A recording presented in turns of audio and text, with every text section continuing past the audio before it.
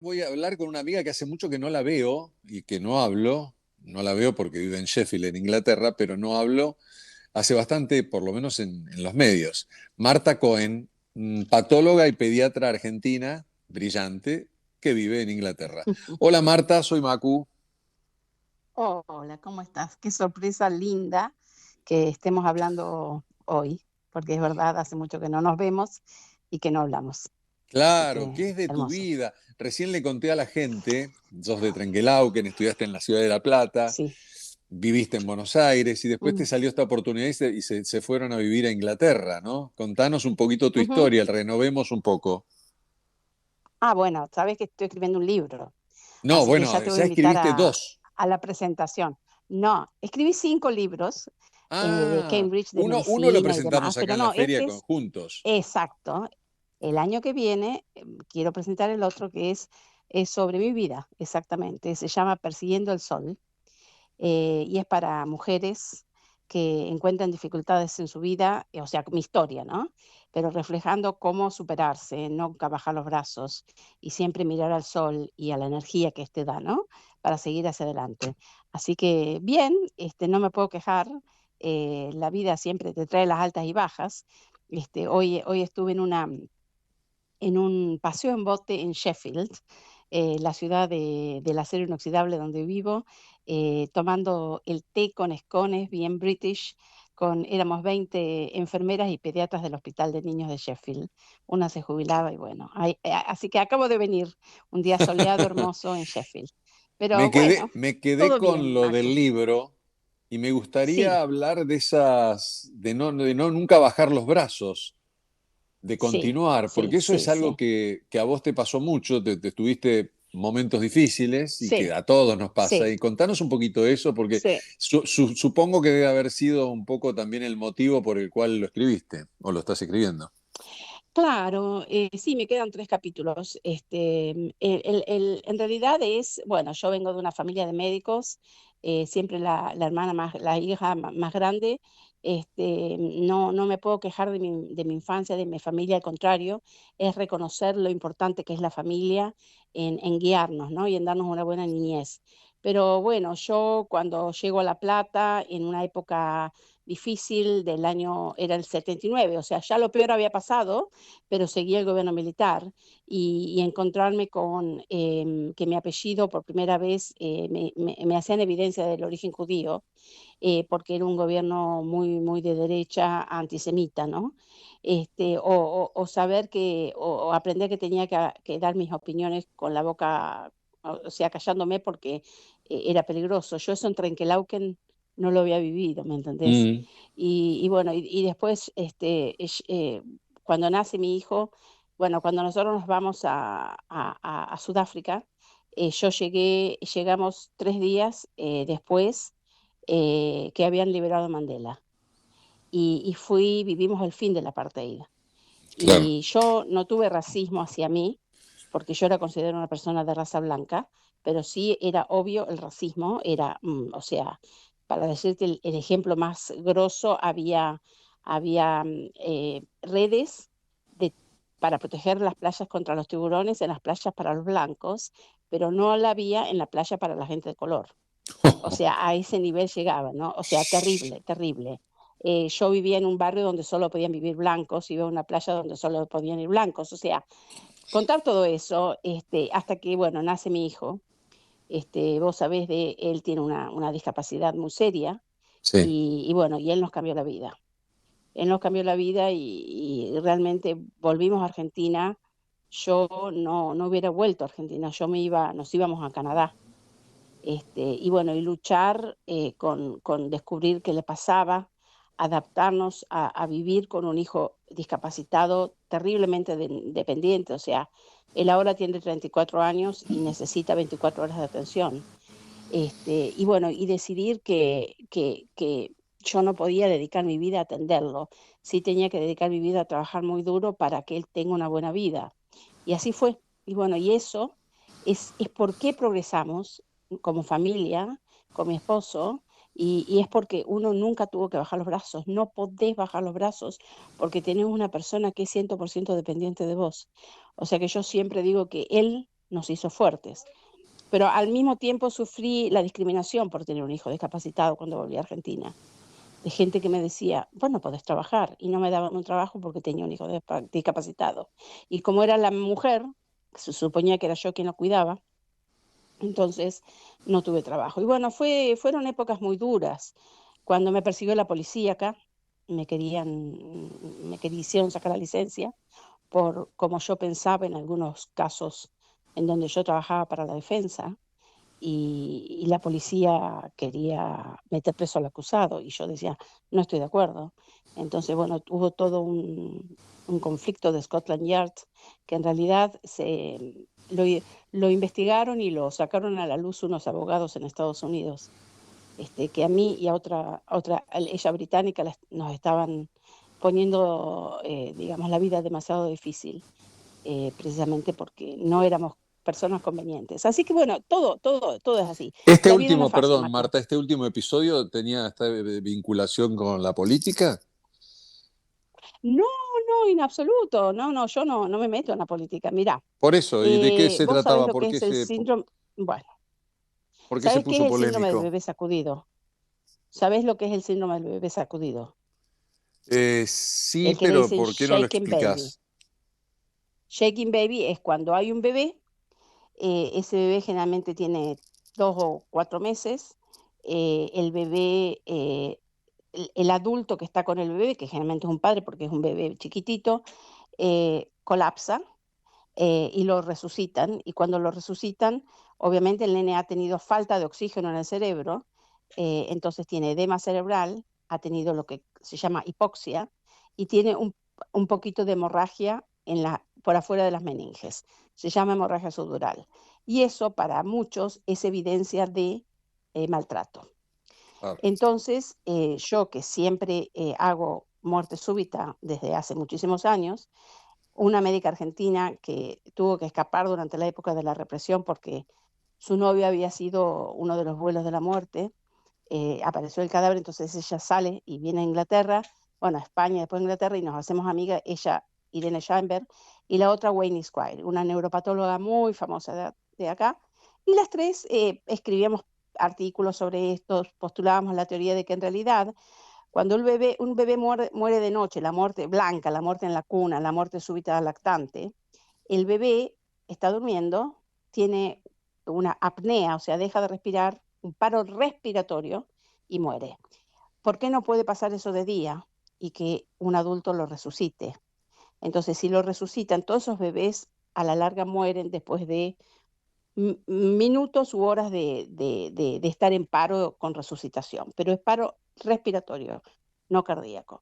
Entonces, cuando pusimos a poner esta teoría, bueno, que tenemos publicaciones y demás, la policía sintió que los casos que ellos acusaban estaban debilitándose. Entonces hubo toda una Ah, política de Scotland Yard liderada por el actual primer ministro, Keir Starmer, a quien le escribió una carta antes de cuando él se estaba proponiendo para primer ministro, pidiéndole que cambie el sistema de judicial y que no persigan a los peritos, porque un perito da una opinión, pero el tribunal con el jurado son quienes deciden. claro, Pero lo que hizo la policía fue sacarnos a nosotros del medio, porque aunque a mí no me pudieron ganar, yo dije, bueno, ¿sabes qué? Escribo artículos, hago investigaciones, pero no actúo más por la defensa de estos casos, porque mi vida profesional está en peligro. Pero claro. ¿cómo se supo esto? Esto se supo porque hubo un congreso forense en Estados Unidos, en una organización que se llama NAME, que es de los Medical Examiners de Estados Unidos, y se presentó a la policía de Scotland Yard, todos muy orgullosos, haciendo un workshop sobre cómo estaban ganando los casos. Y contaron lo que nos estaban haciendo, sin decirnos Marta Cohen y Lene Scheinberg en Wayne Squire. Pero dijeron, les estamos, hablamos con los jueces, usamos un peine fino para buscar su pasado, los referimos al colegio de médicos para que te saquen la matrícula. Y bueno, y ahí fue donde, bueno, todo eso fue un sufrimiento muy duro, pero bueno, lo superamos. Yo, o sea, eso para mí es Te hizo un orgullo. fuerte. me hizo mucho más fuerte, me hizo mucho más fuerte, al punto de animarme a escribirle una carta a Keir Starmer sin pelos en la lengua, diciéndole. Y cuando el año pasado estuve en York en un congreso donde había una persona que había sido partícipe de todo eso y había sido parte del sistema de ingeniería, esta persona estábamos sentados al lado en la cena de gala. Imagínate qué alegría que tenía yo. Claro. Entonces, cuando esta persona me dice, tenemos que escribir un artículo sobre las controversias, y yo lo miro y le digo, Nat, da vuelta a la página. Yo ya di vuelta a la página, con un gesto así de soberbia, sonriente, y me dijo, tenés razón, cuánto que has logrado, me dijo. Claro, porque me Bueno, hicieron profesora, me dieron el premio y me hicieron vicepresidente del Colegio de Patólogos, o sea que cuando estás un escalón más arriba, bueno, y eso es lo que uno tiene que hacer, tiene que pelear con la claro, convicción ganaste y te de que reconocieron tenés aparte. razón. Exactamente. Pero ha sido Marta, difícil, sí. pero bueno, sí. Pero es para pasarle a otras mujeres sobre todo, esto de cómo liderar tu vida. Qué interesante. Bueno, leeremos tu libro. Te quiero hablar de Mm. dos temas. Te vi ahí muy Sí. sensible con el tema de la elección del Papa, que después, si querés, lo tocamos al final. Pero Ujú. también me gustaría saber qué conclusiones nos dejó la pandemia desde tu punto de vista. Mira, la pandemia demostró que siguieron, sí, como siempre dije, pasan cada 100 años y duran 2 o 3. Esto va a volver a pasar.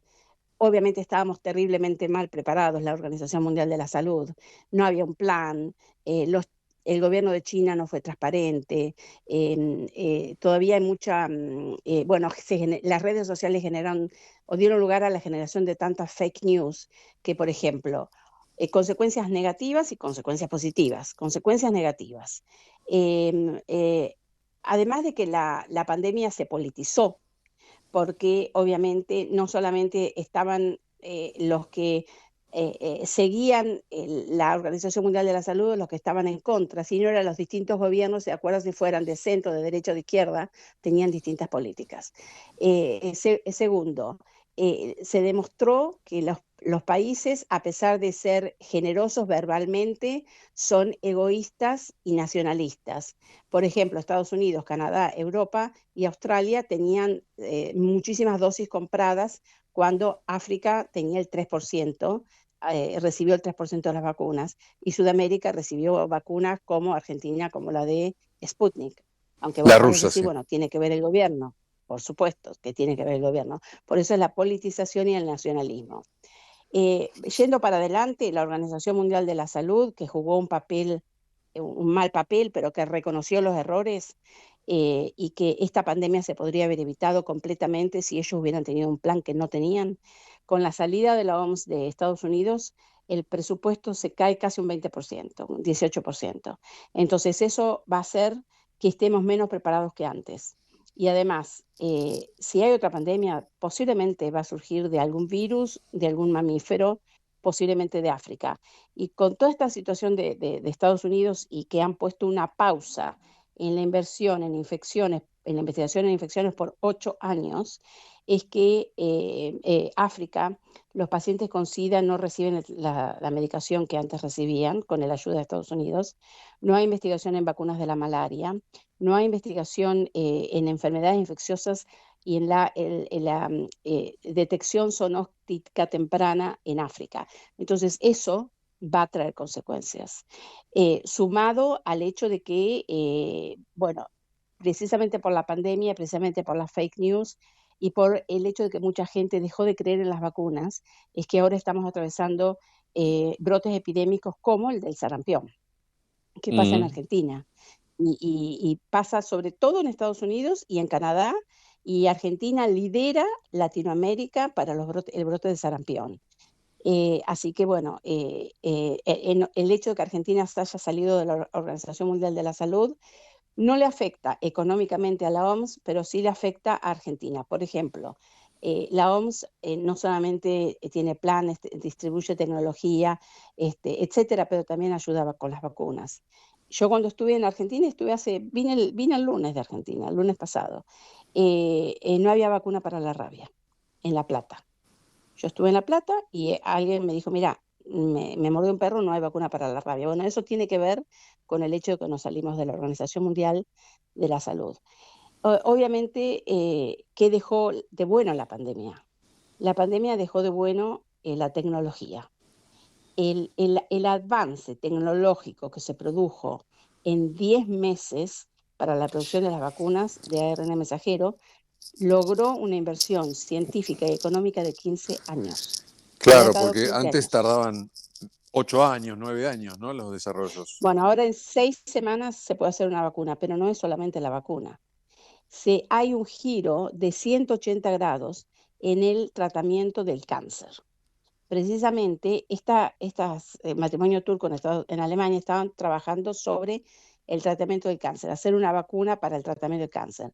Se desviaron para hacer la vacuna y ahora volvieron al cáncer. ¿Y cómo funciona esto? Que ya hay muchísimos programas de tratamiento así que se están empezando, ¿no? En toda Europa, en Estados Unidos y demás.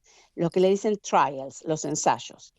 El cáncer o las enfermedades autoinmunes o algún otro tipo de enfermedades se producen están relacionadas con mutaciones, un cambio en los genes. Ese cambio en los genes va a producir que, por ejemplo, mute una proteína, se facilite el ingreso de determinadas células a los receptores, etcétera. Va a tener distintas funciones, mecanismos de acción. Entonces, lo que hace este mensaje es inyectarlo y que el propio organismo produzca un bloqueador o un estimulador de acuerdo a la mutación específica para ese paciente, para ese cáncer o para esa enfermedad, que tiene que ver con la genética. Entonces, en un futuro muy cercano no va a haber más quimioterapia. Todo va a ser lo que se llama medicina personalizada. O sea que el tratamiento es personalizado para ese paciente. ¿Qué país está No es que, liderando bueno, esta tecnología, estos estudios? Estados Unidos, Francia, el Reino Unido, toda Europa está allá. Yo sé que hace más de un año o dos hay 10.000 pacientes con diagnóstico de melanoma que están siendo invitados a ingresar en estos Claro. ensayos, ¿no es cierto?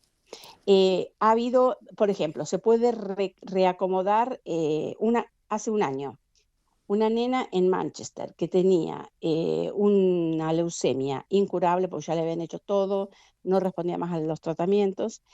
Le hicieron un tratamiento con una donación de células inmunes de un donante que los modificaron genéticamente para que ataque a las células residuales de la leucemia de esa nena. Entonces le inyectaron esas armas de fuego que son los linfocitos de un donante y esas células eliminaron a las células de leucemia de la paciente, que Retrocedieron, así mira, se o curó. las eliminó directo. Exactamente, las eliminó directamente. Entonces esa paciente salió en las listas, en los diarios, pasó la Navidad en su casa y se Qué curó. bueno, qué Eso bueno. era, o sea, ya no tenía ninguna opción. Y ahí vamos. Por eso el futuro es que la farmacia esté junto con el Departamento de Genética y Patología, porque se está haciendo lo que se llama farmacogenética, es decir, el fármaco aplicado a ese tratamiento, a ese paciente con las características genéticas específicas. Así que eso lo dejó la pandemia, ¿no es cierto? Qué Y eso bueno, tenemos que qué bueno. reconocer. Eso es un avance maravilloso. Marta, qué interesante Sí. escucharte. Te hago esta última pregunta. El otro día te vi por Instagram hablando sobre lo que impactó y Mm. cambió el mundo, que es la llegada de León XIV, ¿no? Sí, Pusiste ahí su foto, pusiste sus estudios, su su vida un biografía, poco. sí. Me imagino que te debe haber impactado como a todo el mundo. ¿Tenés ganas de que conversemos de eso? Bueno, yo no soy una persona religiosa en absoluta, de nada, pero sí soy una persona muy respetuosa. Hay 1.400 millones de católicos en este mundo. Sí. Nuestro país es un país fundamentalmente católico también. Y el hecho de que lo eligieran en 24 horas, 25 horas específicamente, fue increíble, ¿no es cierto? Esta persona que, bueno, vos no sé si sabés que yo soy mitad peruana. porque mi padre, No, mira vos. bueno, Se bueno, metió en el bueno, yo bolsillo eso también está en el al libro. mundo hispano cuando habló en español, ¿eh? Claro, bueno, imagínate, nosotros, mi padre vino de Perú a estudiar medicina en Argentina, Ah, ahora me eso acuerdo, también, sí, me acuerdo esa historia. hay un capítulo en el libro que estoy escribiendo, Pero sí, pará, tu y papá es bueno, peruano toda una entonces. historia. Mi papá era peruano, sí, Ah, murió perdón, hace gracias. un año o dos a los 102 años. Mm, Y además es peruano con toda una historia de los judíos sefardíes emigrantes de Marruecos al Amazonas. Bueno, entonces, cuando yo escucho este señor, el Papa, el León XIV, hablando en perfecto peruano, y cuya comida favorita es el ceviche, ¿cómo no podés claro, ponerte reaccionar. contenta, ¿no es cierto? Reaccionar. Además de eso, bueno, es una persona que creo que le va a hacer falta a la iglesia en este momento de tanta dificultad en el mundo, porque si vos pensás la guerra de Ucrania, la situación de Israel y Gaza, los planteos, bueno, la guerra India, comercial de Estados India, Unidos contra Afganistán China, ahora, ¿no? y India y Pakistán, que hoy acaban de Perdón, firmar un Pakistán, cese del Pakistán. fuego. India y Pakistán que acaban de firmar un cese del fuego. Sí, sí. Sí, realmente el mundo está en una turbulencia de guerras terrible, así que venga una persona que pueda poner en su lugar al mundo, me parece, o por lo menos intentarlo, me parece que es muy importante. Así que sí, es una persona joven, 69 años, joven para ser papa, ¿no? Sí, 10 sí. años más joven que lo que fue el Papa Francisco cuando subió, así que se espera que su papado sea largo. Bueno, y hay obviamente muchas expectativas, ¿no? Que va a vivir en el Vaticano, que no usa los zapatos rojos, sino los negros, Como que Francisco, fue a pero ahí visitar, estamos esperando a ver claro. si va a vivir en Santa Marta o en el Vaticano. Todavía no se No, sabe eso, dicen ¿no? que va a vivir en el Vaticano, Ah, se bueno, bueno, rumorea que va a bien, vivir bien. en el Vaticano, pero bueno, Lo estaban yo lo que acondicionando espero es porque que, quedó medio con sí. puertas cerradas ese lugar. Claro, y sí. Así que bueno, creo que este es un toque de esperanza en el mundo que haya una persona que pueda ayudar a traer un poco de paz a este mundo, ¿no es cierto? Que en realidad, ¿para qué no necesitamos las guerras, ¿no es cierto? Y bueno, y eso es otra cosa que yo creo que dejó la pandemia, el saber que estamos todos en el mismo mundo, Tal o cual. sea que por más que vos te quieras proteger, pero digas, bueno, Francia no me importa, pues yo protejo al Reino Unido, perdón, pero somos el mismo mundo y lo que nos afecta a nosotros también les va a afectar a Claro. ellos. Puse a Francia como un ejemplo, ¿no? Sí, sí, sí. Así que sí, creo que es positivo. Y bueno, da esperanzas y esperemos que el mundo llegue a una paz pronta. Marta, te agradezco, te mando un beso, un abrazo, Bueno, saludos a la familia y un gracias por esta abrazo y comunicación. gracias. Y gracias Adiós. por llamarme y te dejo un fuerte abrazo. Chao, Por chao, favor, chao. adiós, Marta, gracias.